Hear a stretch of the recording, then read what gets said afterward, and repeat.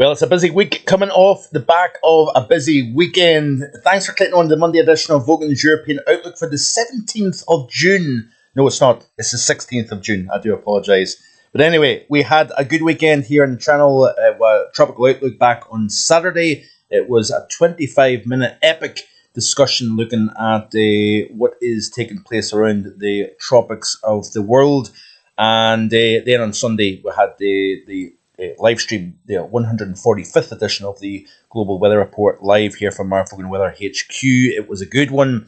So you can check out both those videos. I'll leave a link in the description below. We have got the heat building. Heatwave threshold will be met across many areas, particularly England and probably Wales as well, as we progress through, particularly the middle and second half of this week. It was highlighted here even during for the June outlook, as well as the summer forecast, all the way back to the final week of May. I highlighted that there was a possible heat surge coming up that would send the temperatures into the low to mid 30s, and looks as if it's becoming more confident. We're becoming more confident that that is likely to be the case. Now, one of the contributing factors to all this is, yes, we've got an unusually high level of heat and humidity across Africa and also across Iberia, warmer than it would typically be for early June. Obviously, I'm very much trying to not build this up beyond what it actually is, but there's no question about it that we are going to see some very hot weather by UK standards as we move towards Friday, Saturday, and possibly even extend into early next week. So this is off the GFS model here. We do have frontal systems riding around the periphery of the high, so the northern flank of the high. We also have some very severe weather across parts of Italy today. If we look at the latest visible satellite imagery, we do have a frontal system that is running the top of this high that is building northwards here. In the sunshine, we're seeing the temperatures easily reach the mid-20s. That will be the case throughout the course of this week, but we're going to notch temperatures up 2-3 Celsius day by day as the high builds, and then it starts to slide to the east. And while we see the warmth building as the high builds in, it's really once you get the high shift into the east, area of low pressure, that edges closer to Ireland is going to open that channel for some very warmer, 20 Celsius at 850 over southern portions of the British Isles. Transfer that down to the surface, you're talking about potential for mid-30s. And this has been part of the ideas, but you can see frontal system bringing a lot of cloud across, particularly Scotland, Ireland, Northern Ireland. But we've got plenty of sunshine across parts, most of Iberia and France. See here some convection blowing up over the south of Spain, but also look at these big cells blowing up over Italy this afternoon. Plenty of heat at the surface. We're talking about the low to mid 30s, but with the right ingredients, lots of juice within the atmosphere, and sorry about this. Lots of juice within the atmosphere, and some very strong heating at the surface is creating three very large cells. If you notice, one over northern Italy and two over the south of the country here. In terms of current temperatures then, this is how it's looking. I'm doing a very good job here today, aren't I? Here we go. Second time around, let's have a look at the UK. First of all, 25-26 Celsius quite widely across east-southeast England, as can be seen, fresher under that cloud across Scotland and the northwestern portions of Ireland as well. But looking at the continent, and you can see here that we are talking about some pretty warm weather again. Now, it was a near miss. There's no question about it. We did fail to hit 30 in the southeast corner of the UK over the course of the weekend, but we are not going to be so lucky this time around with this secondary surge. We're just not going to have that low that's going to be trundling its way over the UK and Ireland to essentially, redirect that heat to the east. But we did see mid-30s in Belgium, for example, so it wasn't far away. This time around, we're not going to be avoiding the real warmth. Temperatures into the 40s, as you can see here, across south-central Iberia. Plenty of heat down across Italy and into the Balkan region here with a disturbance. That means the door is open for some very severe weather indeed. So you can see here some of these cells blowing up, creating some lightning over North Africa, South Central Iberia. Look at the cluster over Italy here associated with those storms. Looking at radar then, you can see here some wet weather across the north and the east of Scotland, parts of Ireland and Northern Ireland as well. There's that thunderstorm activity over southern Iberia and over France. Not over France, but over Italy. You can see here some lively downpours, likely creating flash flooding. So, back to the charts then, and you can see off the GFS model, the high building its way in as we progress through the course of the week. Always got that threat of weather systems riding around the top of the high, so creating a little bit more cloud and outbreaks of rain across western and northwestern areas of the UK.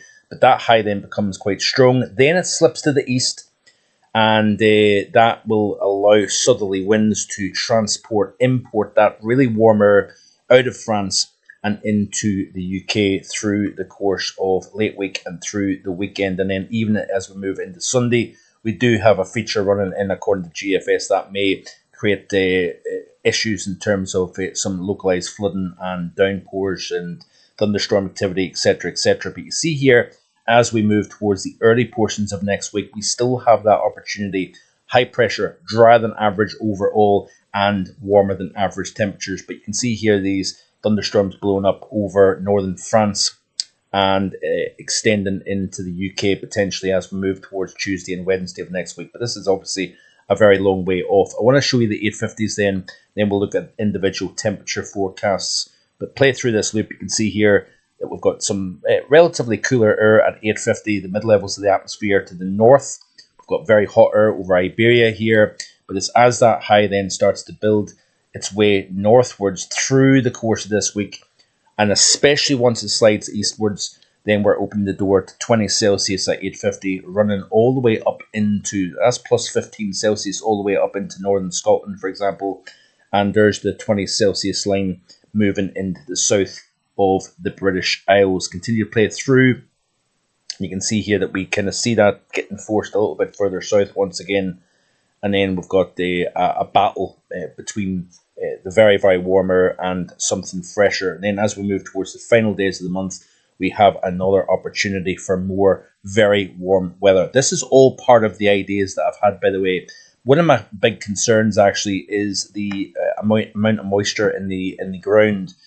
We obviously had a record dry spring. Evaporation rates are now going through the roof due to increased temperature. But despite the fact that we had a very wet end to May, doesn't mean that we've just moistened up those soils and whatnot. The problem is when you've got very dry ground, less in the way of moisture into the atmosphere, much more stronger energy goes into directly heating the air as opposed to evaporating any moisture that's getting drawn out of the ground. This was a concern all the way back to the end of May when I was issuing the summer forecast, that there was opportunities, especially during the first half of summer, for heat to be more potent due to the lack of moisture within the ground. And that looks likely to be the case. This is another initial soil moisture. This is as of the 29th of May. And you can see here we're running a fairly significant deficit, especially across northern France and into much of the UK, particularly so we've not had as much rain across the south of the UK as opposed to the north. So that could enhance the level of warmth that we see this upcoming weekend here. But it's all, I'm providing the evidence to back up the ideas that I've got. This is not hype. This is not clickbait. It's basically showing you the reasoning behind a particular type of setup. And this, like I say, was highlighted that we could have a significant surge of heat towards the middle portion of the month. Yeah, you can argue the point that it's slightly later than what was anticipated, but remember, this was a call that was made back on the 25th of May. That's quite some time ago. Looking at the ECMWF then, you can see this surge of heat as the high. This is critical. The high shift into the east opens the door and it plugs that exceptionally warm air over Iberia. We could be talking about the widespread south central Iberia into the low 40s. There may be a shot at 44, 45 Celsius, even at 40 into the south of France with this type of situation here. So it is a serious heat situation developing here. Excuse me. And then you can see as we continue to play through, it lingers all the way through till the middle portions of the following week. And then it doesn't. Is it going to show you the heat coming up like the GFS? No, it doesn't. So at the very end of this loop, which is the final day of June, you've actually got an area of low pressure that is going to essentially, according to this model run anyway, this is only a deterministic. We've obviously got all the different model runs to look at, but you've got an area of low pressure here to the northwest of the UK that would shield us from another lobe of high heat and humidity coming up from the south. Finally, then looking at the UKV model in terms of maximum temperature through the course of this week. So this afternoon. We've already discussed this, 25, 26, fairly widespread across southeastern interior England. As we move into the day tomorrow, again, we've got 25s, 26, maybe 27 showing up, quite a few 27 showing up actually between London and Norwich, for example, here, even extending all the way up into parts of Lincolnshire and even to the north of the Humber, we could see 27, 28 Celsius. Then as we move into Wednesday, we tick the heat up a notch. It spreads out a little bit more according to this model in terms of the real warmth. Notice Scotland always kind of is out of this major heat because we've got frontal systems nearby. But by the time we reach Thursday afternoon, we could approach the first 30 of the year. Now, we got close 1st of May, and we got close back over the weekend. 29.4 Celsius was achieved. That is likely to be broken by the time we reach the Friday. Look at that there, though. 27, 28 Celsius, even on the Murray Coast. 25, 26, all the way up into the far north of Caithness and Sutherland as well. So with no frontal system nearby, more in the way of sunshine, and that southerly wind, could we approach 30 Celsius even on the Murray Coast of Scotland on Friday afternoon? That would be an interesting one indeed. But we are going to see a very hot end to this work week. It's going to build through the course of the week. I hope you can stick around here on the channel. We'll be looking at this day by day, and we will wait and see what happens. Enjoy the rest of your Monday. Stay safe, and I'll see you next time with more. Bye for now.